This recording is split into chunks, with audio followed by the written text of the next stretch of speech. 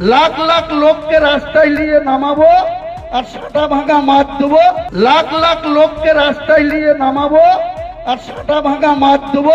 আমি শুভেন্দু অধিকারীকে সেদিন বলেছি যে আপনি ভোটে জিতেছেন, আপনার দল জিতেছে, খুব ভালো কথা, কিন্তু মুর্শিদাবাদে আস্ফালনটা একটু কম করতে বলেন।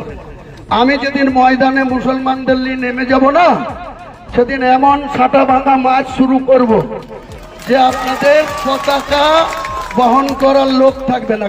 কিন্তু ভরতপুরে অনামিকা ঘোষ সে ভোটে হেরেও সেখানে গিয়ে মনে করছে আমিই এমএলএ, এখানে ভোটে হেরেও বিজেপি মনে করছে আমিই এমএলএ, এখানে এমন আস্ফালন করে বেড়াচ্ছে। তা আমি শুভেন্দু অধিকারীকে সেদিন বলেছি যে আপনি ভোটে জিতেছেন, আপনার দল জিতেছে, খুব ভালো কথা, কিন্তু মুর্শিদাবাদে আস্ফালনটা একটু কম করতে বলেন।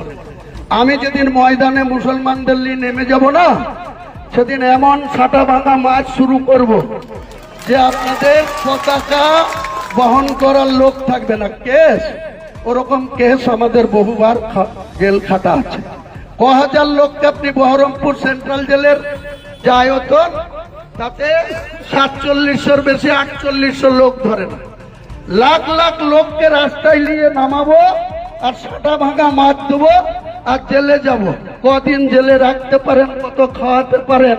আমি বলেছি আমার লিমিট যেদিন ক্রস হয়ে যায় না, আর মাথা যেদিন টাওয়ার গরম হয়ে যায়, সেদিন আমি ও এসপিও বুঝবো না, ও চিফ মিনিস্টারও বুঝবো না, আর কে কোথায় থাকলো আর কে কোথায় থাকলো না সব কিছু বুঝবো না।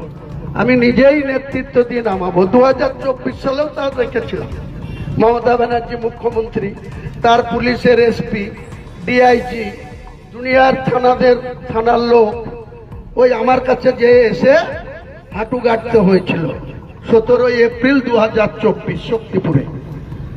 এমন হুক শুরু করেছিলাম, লাস্টে পুলিশের গাড়িও ওখানে আমাদের শেল্টার দিতে হয়েছিল। মলয় মহাজন ওখানে কি বলে এসছে জানেন না?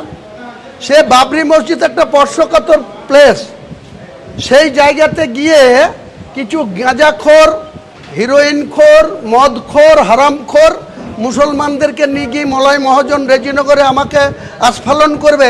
আমি চুরি দিয়েছি নাকি? আমি তো ডাইরেক্ট বলছি, করুক না আমাকে অ্যারেস্ট। কতজনকে করতে পারে অ্যারেস্ট আমি দেখবো।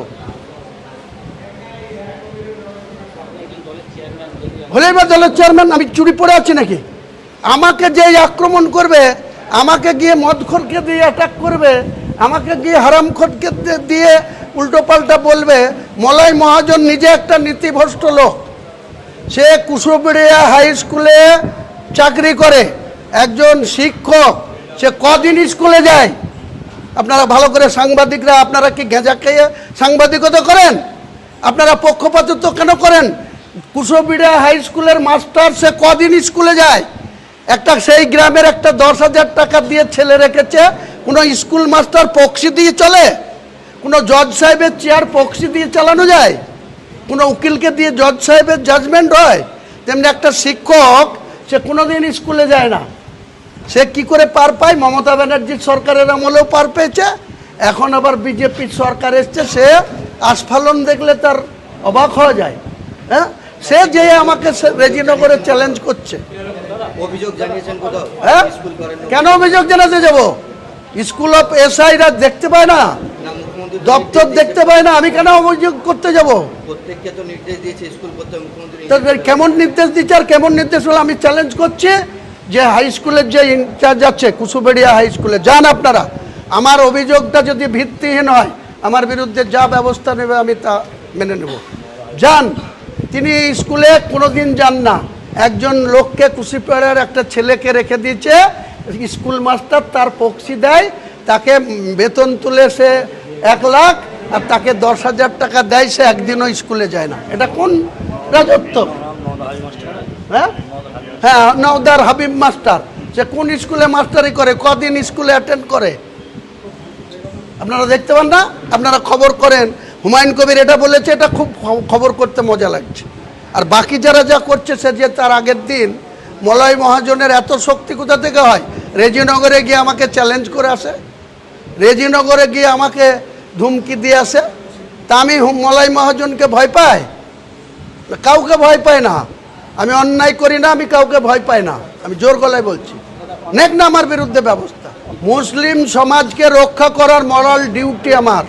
আমি যতক্ষণ বেঁচে থাকবো কোনো মুসলিমের উপরে আঘাত আসলে মুসলিমদের নিয়ে তাদের রক্ষা করা, তাদের অধিকার রক্ষা করার দায়িত্ব আমি নেব। আমার জীবনের বিনিময়ে হলেও আমি করব, যা খুশি করেন, কোনো অসুবিধা নেই। আমি বলেছি আমার লিমিট যেদিন ক্রস হয়ে যায় না, আর মাথা যেদিন টাওয়ার গরম হয়ে যায়, সেদিন আমি ও এসপিও বুঝবো না, ও চিফ মিনিস্টারও বুঝবো না, আর কে কোথায় থাকলো আর কে কোথায় থাকলো না সব কিছু বুঝবো না।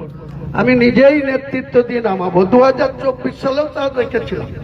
মমতা ব্যানার্জি মুখ্যমন্ত্রী, তার পুলিশের এসপি, ডিআইজি, দুনিয়ার থানার লোক ওই আমার কাছে যে এসে হাঁটু গাঁটতে হয়েছিল 17 এপ্রিল 2024 শক্তিপুরে। এমন হুক শুরু করেছিলাম, লাস্টে পুলিশের গাড়িও ওখানে আমাদের শেল্টার দিতে হয়েছিল। কিন্তু ভরতপুরে অনামিকা ঘোষ সে ভোটে হেরেও সেখানে গিয়ে মনে করছে আমি এমএলএ, এখানে ভোটে হেরেও বিজেপি মনে করছে আমি এমএলএ। এখানে এমন আস্ফালন করে বেড়াচ্ছে। তা আমি শুভেন্দু অধিকারীকে সেদিন বলেছি যে আপনি ভোটে জিতেছেন, আপনার দল জিতেছে, খুব ভালো কথা, কিন্তু মুর্শিদাবাদে আস্ফালনটা একটু কম করতে বলেন।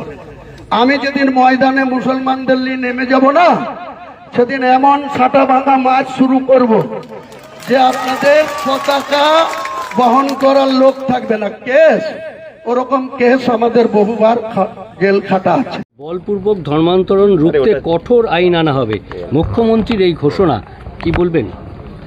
অন্যান্য অনেক রাজ্যে এই ধরনের আইন আনা হয়েছে, যার দ্বারা সমাজে বিশৃঙ্খলা তৈরি হয়, আইন কানুনের সমস্যা দেখা দেয় এবং দেশের ডেমোগ্রাফিক চেঞ্জ করার যে চক্রান্ত চলছে, জনসংখ্যার বিন্যাসই পাল্টে দেওয়া হচ্ছে লাভ জিহাদের মাধ্যমে।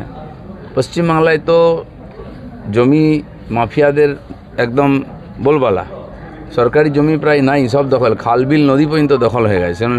ল্যান্ড জিহাদের যে চলছে চক্রান্ত, এটাকে বাংলাদেশ বানানো, সেটাও বন্ধ করার দরকার আছে। এইসব সামাজিক ব্যাধি দূর করার জন্য আইন কঠোরভাবে করা উচিত। দাদা, এটাই সামাজিক সংস্কার নাকি প্রকৃত হিন্দু রাষ্ট্রের দিকে এগোচ্ছে দেশ? দুটোই হতে পারে। হিন্দু রাষ্ট্র তো আছেই, এগোতে হবে না। হিন্দু সমাজ আজকে পশ্চিমবাংলায় বিপন্ন, তাদের সুরক্ষা কবচও দরকার আছে, আর দেশের সুরক্ষা কবচও দরকার আছে।